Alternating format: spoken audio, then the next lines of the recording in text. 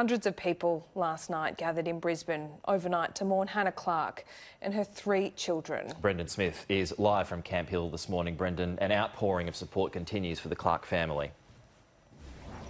Pete, it does indeed. Last night there was a memorial for Hannah and her 3 children, just really talking about the type of person she was and the type of love and laughter her 3 children brought to this world. Of course, they sadly were murdered last week in a horrible attack outside Hannah's parents' home in Raven Street at Camp Hill, and ever since then there has been an absolute outpouring of emotion from the wider Camp Hill community and across the nation. I'll just read a small statement from Lloyd Clarke, which reads, "This has been the hardest week of our lives, but my wife Suzanne, my son Nathaniel and I have been overwhelmed by the number of people who have gone out of their way to offer their support and to help us try to navigate that.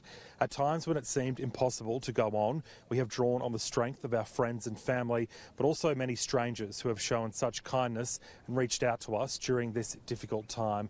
Now, of course, the Clarke family is still really coming to grips with what happened to Hannah and her 3 children. Let's hear a little bit about what was said here overnight. For those who did know Hannah, she was probably the most amazing person you'd ever meet. Type of person, you'd leave the room smiling. Didn't matter, you could have had the worst day in the world and she'd just take it in. You wouldn't know, just to look at her, what she was going through. She wouldn't let you.